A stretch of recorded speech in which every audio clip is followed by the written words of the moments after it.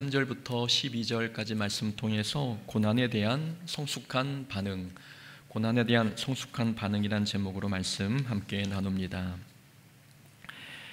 AD 64년 7월 로마의 대화재가 발생했습니다. 지난주 수요일에 말씀드렸듯이 대화재는 로마 전역에서 일어났고, 이 화재로 인해 14개의 도시 중 10개가 불에 탔습니다. 당시 로마 황제는 네로였는데 로마 시민 사이에서 화재의 주범이 네로라고 하는 소문이 돌기 시작했습니다. 네로는 이런 소문으로 궁지에 몰리자 희생양이 필요했고, 그래서 방화의 책임을 기독교인들에게 돌렸습니다. 이때부터 기독교인들에 대한 대학살이 일어났습니다. 기독교가 313년에 공인되었으니 기독교인에 대한 박해는 거의 300년 가까이 지속되었습니다. 당시 로마 시대 때 기독교인들이 당한 핍박은 기독교 전체 역사 중에 가장 비극적이고 잔인한 핍박이었습니다.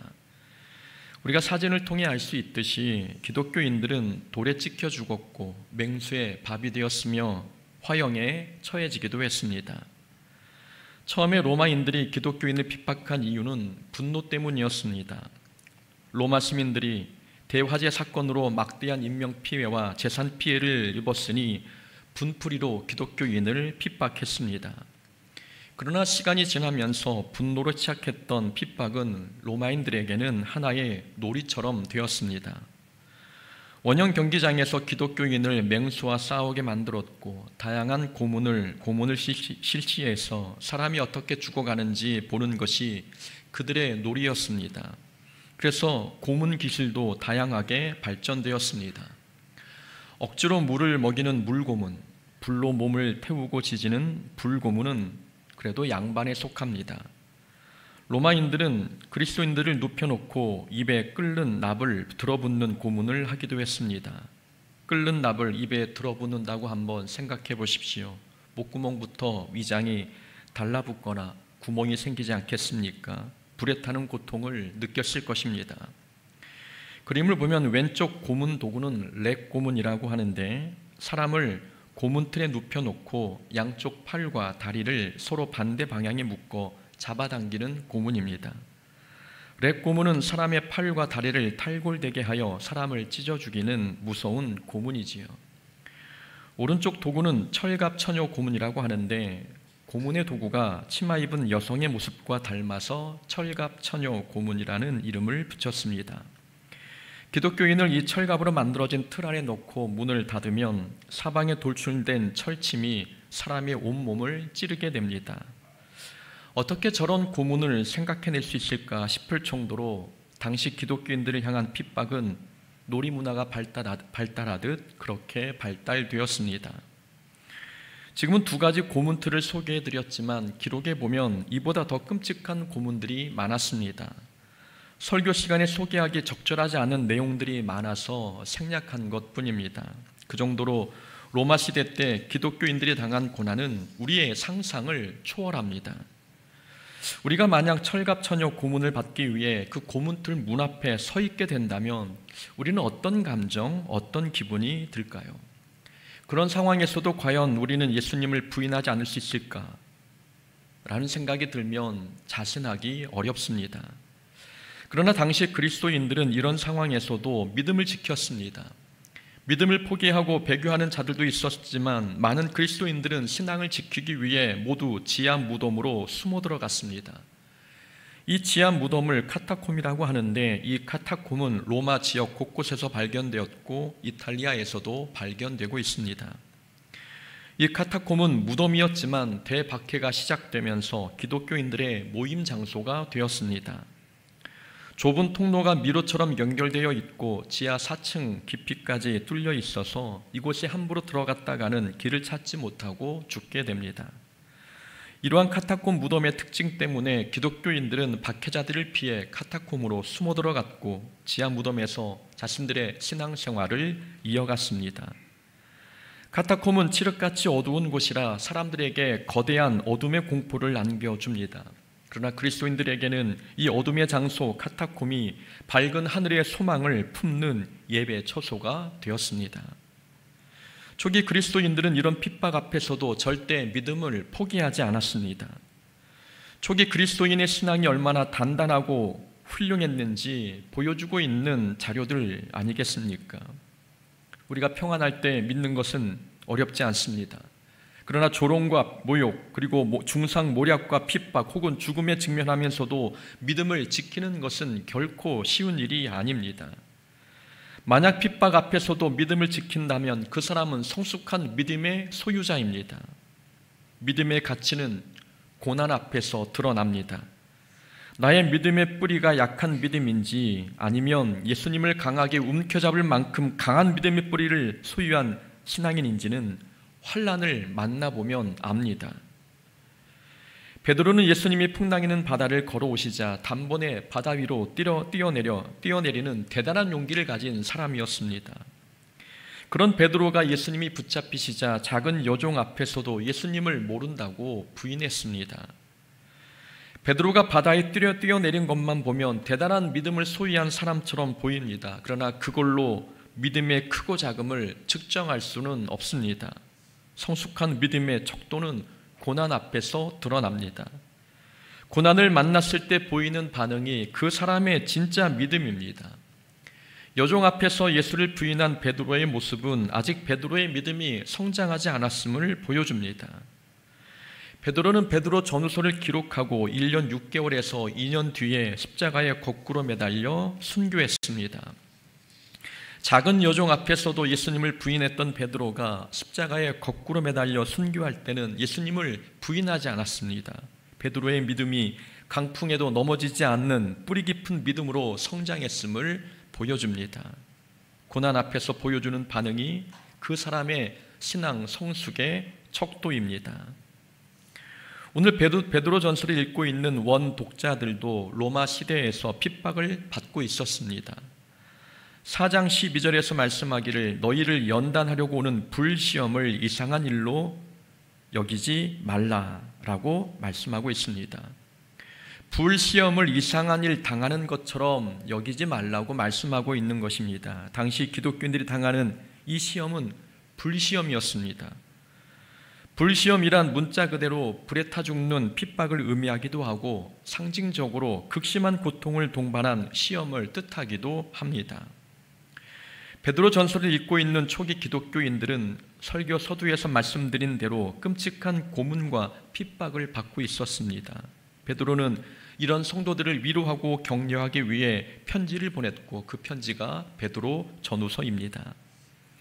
편지 서두에 오늘 말씀해 보니 베드로는 하나님을 찬송한다고 고백하고 있습니다. 3절 말씀입니다. 우리 주 예수 그리스도의 아버지 하나님을 찬송하리로다. 인간적으로 생각할 때 지금 성도들이 놓여있는 상황은 찬양할 상황이 아니었습니다.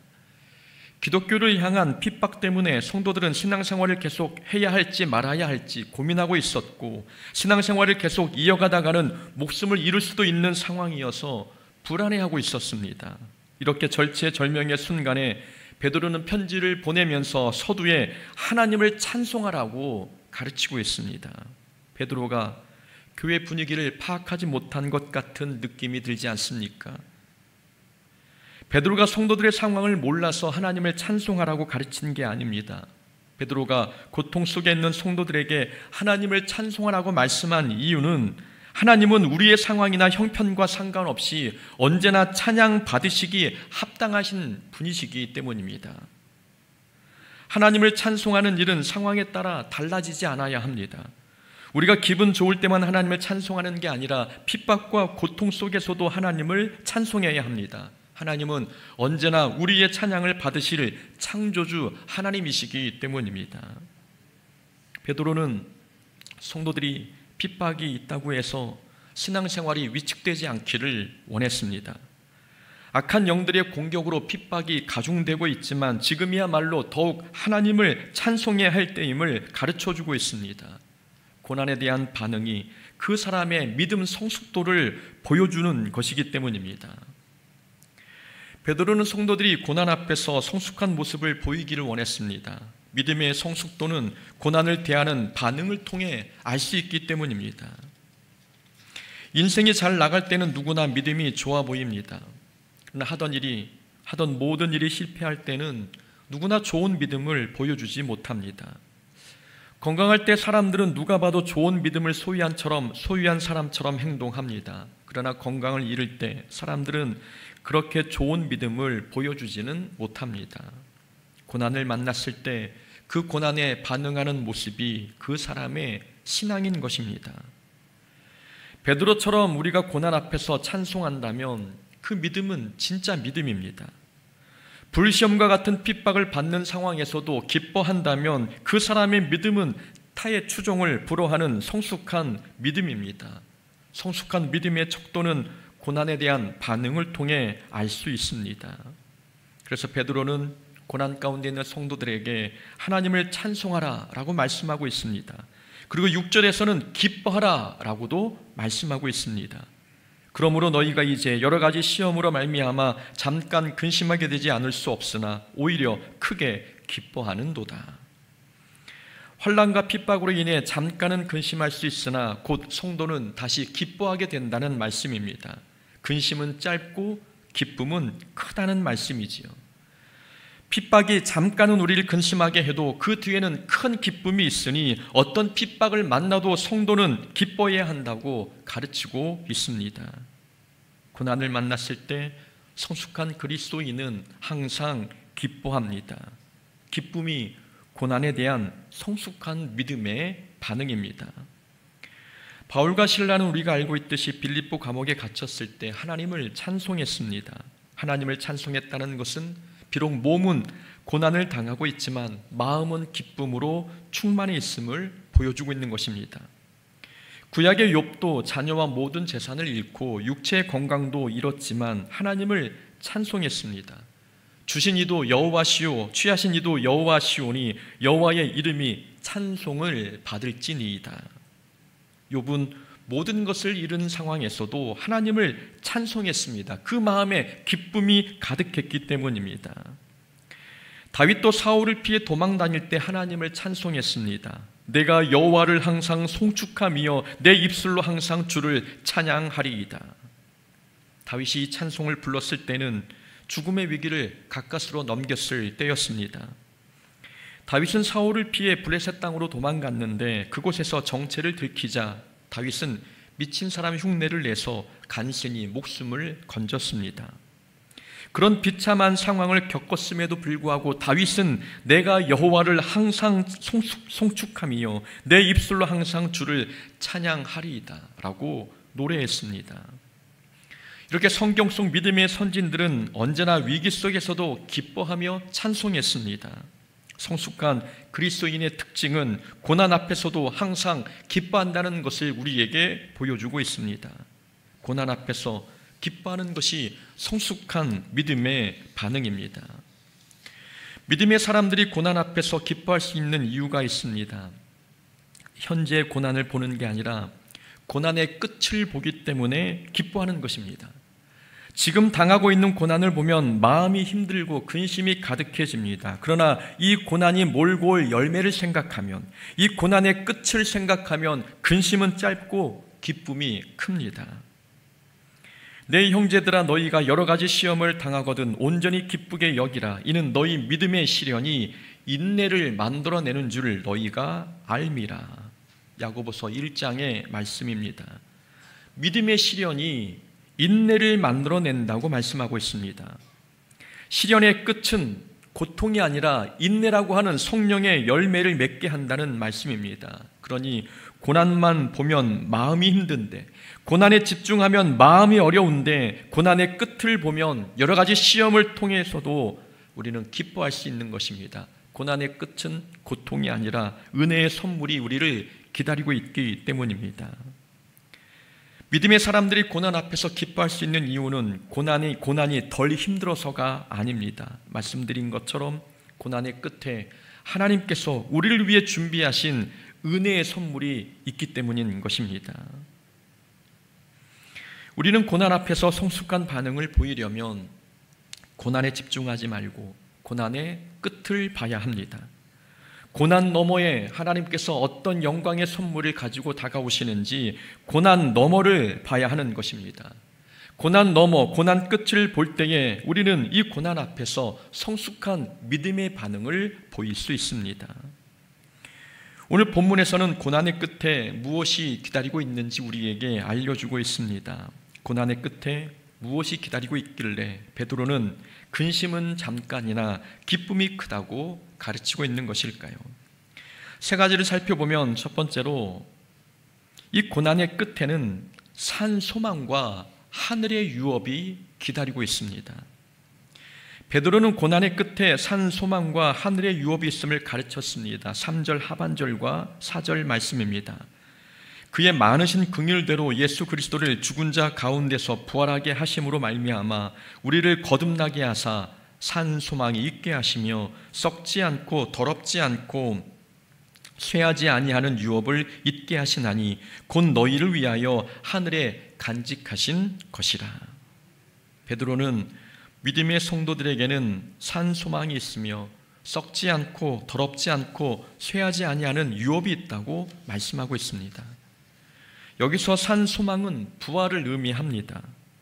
베드로는 성도들에게 예수님께서 부활하셨으니 우리도 부활할 것을 말씀하고 있습니다. 그리고 성도들에게는 이 세상의 것과는 비교할 수 없는 하나님 나라의 유업이 있음을 가르치고 있습니다. 베드로가 핍박 속에 놓인 성도들에게 부활의 산 소망과 하늘의 유업을 언급한 이유는 부활의 소망과 하늘의 기업은 믿음의 성도들에게는 가장 큰 기쁨의 소식이기 때문입니다. 믿음의 성도들이 고난 앞에서 기뻐할 수 있는 이유는 우리에게는 부활의 소망과 하늘의 기업이 있기 때문입니다. 이 부활의 소망과 하늘의 기업을 바라본다는 것은 그리스도인들에게는 이 땅의 고난을 견디게 하는 가장 중요하고 기본적인 방법입니다. 우리는 부활의 소망과 하늘의 상급을 떠올리면 마음의 기쁨이 가득해지고 있습니까? 부활과 하나님 나라에서 받을 기업을 생각하면 이 고난을 극복할 만큼 큰 기쁨이 우리 마음에서 샘솟고 있습니까? 어떤 사람들은 부활의 소망과 하늘의 기업을 떠올려도 그게 그렇게 감동이 되거나 기쁨의 조건이 되지 않습니다. 지금 행복하고 지금 필요한 것을 얻고 누리는 것을 기쁨으로 여기지 먼 훗날 받게 될 하늘의 상급과 부활은 그렇게 마음에 와닿지 않습니다. 그러나 본문 속 그리스도인들에게는 부활과 하늘의 기업이 먼 훗날의 이야기가 아니었습니다. 본문 속 그리스도인들은 오늘 죽을 수도 있었고 내일 죽을 수도 있었습니다. 목숨이 경각에 달린 성도들에게 가장 큰 위로와 기쁨은 믿는 자에게는 부활이 있고 하늘의 상급이 있다는 사실을 아는 것이었습니다. 베드로는 지금 당장 죽을지도 모를 성도들에게 기독교에서 가장 중요한 가르침을 주고 있습니다. 우리에게는 부활이 있습니다. 우리에게는 하늘의 기업이 있습니다. 부활과 하늘의 기업을 생각할 때에 현재의 고난과 이 죽음의 고통을 능히 이길 수 있다고 바울은 가르치고 있는 것입니다. 그러니 현재의 고난에 집중하지 말고 고난의 끝에 부활과 하늘의 유업이 있음을 보라고 베드로가 가르치고 있는 것입니다. 기독교인을 향한 핍박이 300년이 지속되었습니다. 우리가 만약 그 속에 있다면 어떤 기분이 들겠습니까? 300년이라는 세월은 3대가 지나도 기독교인을 향한 핍박이 끝나지 않은 시간이었습니다. 그러니까 당시 기독교인들은 아무리 열심히 살아도 오늘의 삶이 어제보다 나아지지 않았고 내일의 삶도 오늘보다 나아질 거라는 보장이 없었습니다. 성도들은 고난과 핍박, 가난과 궁핍이 언제 끝날지 모르는 상황에 살고 있습니다. 핍박이 대물림되고 있고 가난도 대물림이 되고 있는 상황이었습니다. 그런 상황에 기독교인들에게 무슨 소망이 있었겠습니까? 성도들의 가장 큰 소망과 위로는 하나님 나라였습니다. 언제 죽을지 모르는 두려운 상황에 놓였지만 성도들은 부활이 있다는 사실에 안심할 수 있었습니다.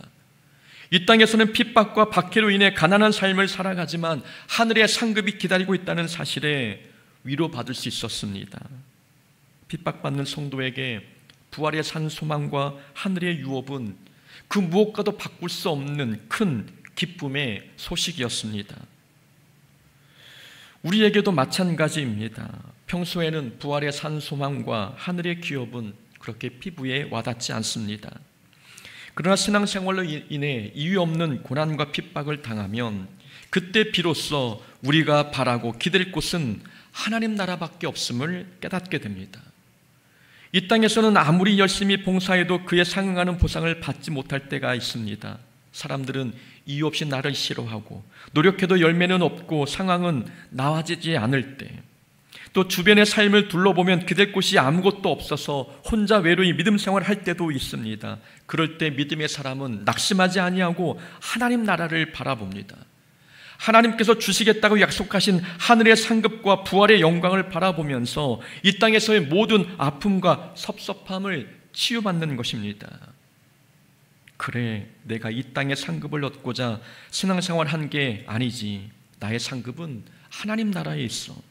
이렇게 하나님 나라의 소망을 바라보면 믿음의 생각이 들면서 우리 입에서 찬송이 흘러나오는 것입니다. 부활의 산 소망과 하늘의 유업은 믿음의 성도들에게는 기쁨의 소식입니다. 그러니 고난만 보지 말고 고난 끝에 우리에게 주어질 하늘의 상급을 바라봐야 합니다.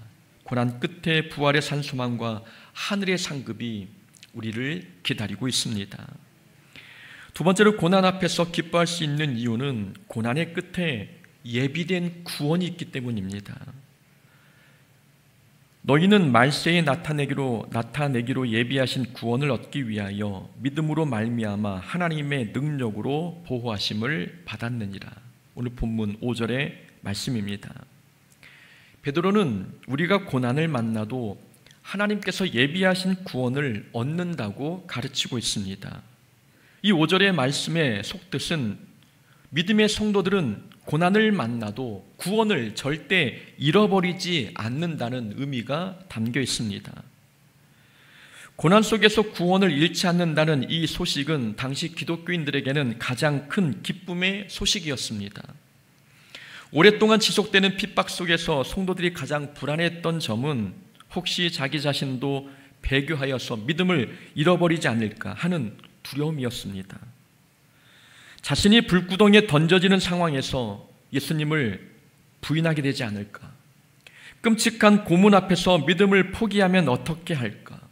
이 점이 당시 기독교인들에게는 가장 큰 두려움이었고 근심이었으며 걱정이었습니다. 베드로가 5절에서 하나님께서 예비하신 구원을 받을 수 있도록 하나님의 능력으로 보호해 준다고 가르쳤습니다. 하나님께서 우리가 구원을 받을 수 있도록 능력으로 보호해 주신다라고 말씀하고 있는 것입니다. 이 소식이 당시 성도들에게는 안심이 되고 기쁨이 되는 가르침이었습니다. 어떤 고난을 만나도 그 고난의 끝에는 하나님께서 우리를 위해 예비하신 구원이 기다리고 있습니다. 고난이 닥쳐도 우리는 절대 구원을 잃어버리지 않습니다. 우리가 마음이 두려워 믿음이 흔들릴 때 성령 하나님께서는 우리 마음을 붙들어 주셔서 우리로 하여금 구원을 잃지 않게 해 주십니다. 이 사실이 고난을 만난 성도에게는 가장 큰 기쁨이 되지 않겠습니까? 하나님께서 어떤 일이 있어도 우리를 구원으로 인도하신다는 이 가르침, 이걸 기독교 교리에서는 성도의 견인교리라고 말합니다. 견인이란 말은 굳을견, 참을 인자입니다. 하나님께서는 한번 택하신 백성은 끝까지 믿음을 지킬 수 있도록, 믿음을 굳건히 지킬 수 있도록, 고난 속에서 인내할 수 있도록 보호하셔서 구원에 이르게 하신다는 그런 교리의 내용입니다. 신학자 벌코프는 그리스도인은 은혜의 상태에서 절대 떨어질 수 없다라고 말하고 있습니다. 구원받은 백성은 하나님께서 책임지시고 은혜에서 멀어지지 않도록 보호하신다는 말씀입니다. 사도 바울은 하나님의 사랑에서 우리를 끊을 수 있는 존재는 아무도 없다고 가르쳤습니다. 하나님의 부름을 받아 구원받은 자는 하나님께서 끝까지 지켜주신다는 내용입니다. 이 사도 바울의 가르침이 성도의 견인교리를 뒷받침해 주는 말씀입니다. 빌립보서에서는 이렇게 말씀합니다. 너희 안에서 착한 일을 시작하신 이가 그리스도 예수의 날까지 이루실 줄을 우리는 확신하노라. 하나님께서 우리를 구원으로 부르셨고 그리고 구원을 잃지 않도록 보호하시며 그리고 구원을 완성해 주시는 분이심을 가르쳐주고 있는 빌립보서의 말씀입니다. 또한 데살로니가 후서에서는 주는 미쁘사 너희를 굳건하게 하시고 악한 자에게서 지키시리라 라고 말씀하고 있습니다. 하나님께서 우리의 구원을 위해 우리를 악으로부터 지켜주신다는 말씀입니다. 이 모든 말씀이 성도의 견인 교리를 뒷받침해주고 있는 말씀입니다. 그러니까 우리가 고난 당할 때 고난 속에서 우리를 인내하고 견디게 하시는 분은 우리 자신이 아니라 하나님이십니다. 성도의 견인, 곧 굳게 하고 인내하게 하다라는 뜻의 성도의 견인, 우리의 믿음을 굳게 하고 인내하게 하시는 분은 바로 하나님이십니다. 우리의 인내심으로 고난 가운데 인내하는 게 아닙니다. 우리 능력과 힘으로 고난 가운데 믿음을 지킬 수 있는 게 아닙니다. 앞에서 보았듯이 끔찍한 고문 그 틀 앞에서 과연 우리 힘으로, 우리 인내심으로 믿음을 지켜낼 수 있겠습니까? 상상만 해도 무서운 일 아니겠습니까? 그런데 우리를 인내케 하고 믿음을 굳게 하시는 분은 우리가 아니라 하나님이십니다. 하나님께서 어떤 환난에서도 구원을 잃지 않도록 믿음을 지켜주신다고 우리에게 말씀하고 있는 것입니다. 얼마나 안전하고 안심이 되는 가르침입니까? 하나님께서 구원을 선물로 주셨는데 누가 하나님을 대적하여 우리에게서 구원을 빼앗아갈 수 있겠습니까? 구원을 주신 하나님께서는 구원을 잃지 않도록 보호하시고 지켜주십니다. 그렇다고 성도의 교리를 오해하면 한 번 구원받은 사람은 아무렇게나 살아도 구원을 잃지 한다라고 해석해서는 안 됩니다. 구원받은 자녀라면 하나님께서 끝까지 지키시기 때문에 끝까지 믿음을 유지한다는 개념, 이것이 성도의 견인 교리의 핵심입니다. 간혹 우리도 믿음을 잃게 될까 봐 걱정할 때가 있습니다. 환난을 만났을 때, 자주 시험에 빠질 때, 신앙생활해도 좀처럼 달라지지 않을 때, 그럴 때 혹시 내가 구원에서 탈락한 것은 아닐까? 기도에 응답이 되지 않을 때에도 하나님께서 나를 버리신 것은 아닐까라는 두려운 생각이 들 때가 있습니다. 그러나 걱정하지 마십시오. 하나님께서 우리를 구원의 길로 인도하셨기에 어떤 시험 앞에서도 우리를 잃어버리지 아니하시고 구원을 이루실 때까지 끝까지 우리를 지켜주십니다. 우리 고난의 끝에는 하나님께서 예비하신 구원이 기다리고 있습니다. 어떤 고난에도 구원을 잃지 않으니 그 잃지 않을 구원을 바라보면서 고난 앞에서도 기뻐할 수 있어야 합니다.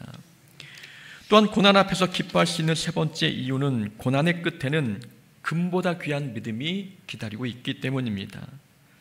7절의 말씀입니다. 너희 믿음의 확실함은 불로 연단하여도 없어질 금보다 더 귀하여 예수 그리스도께서 나타나실 때에 칭찬과 영광과 존귀를 얻게 할 것이니라.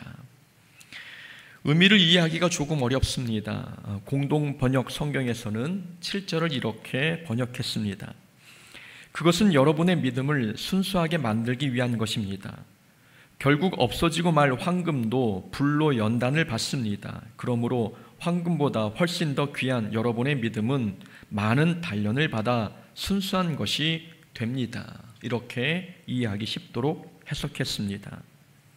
하나님께서 고난을 보내신 이유는 믿음을 순수하게 만들기 위함입니다. 이 땅에서 값어치 있다고 하는 황금도 불로 연단을 받아야 값이 나갑니다. 우리 믿음은 황금보다 더 가치 있고 소중한 것 아니겠습니까? 그렇다면 믿음이 황금보다 더 가치 있으려면 더 많이 단련되고 더 강하게 연단받아야 합니다. 그래서 고난을 잘 통과한 성도는 고난 끝에는 이전보다 더 단단하고 순도 높은 믿음을 소유하게 됩니다. 고난 끝에 우리를 기다리고 있을 금보다 귀한 믿음을 생각한다면 우리는 고난 속에서도 기쁨을 잃지 않을 수 있습니다. 그러나 내가 가는 길을 그가 아시나니 나를 단련하신 후에는 내가 순금같이 나오리라.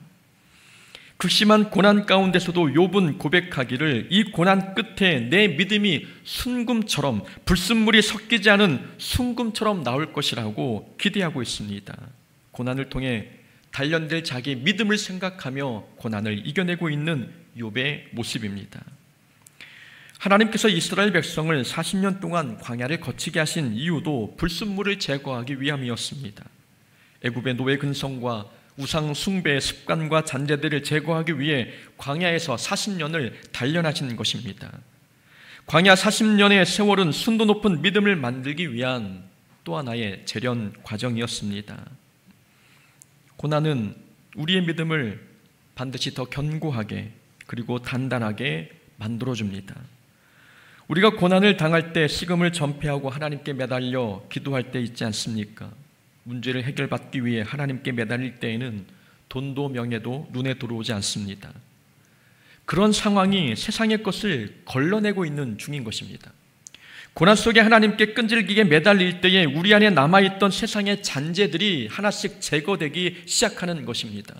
금식 기도하고 철저히 하나님께 매달려 기도할 때에 우리 마음에 품었던 세상의 모든 욕심들이 하나씩 물러가게 되면서 이런 재련 과정을 통해서 순도 높은 믿음이 태어나는 것입니다.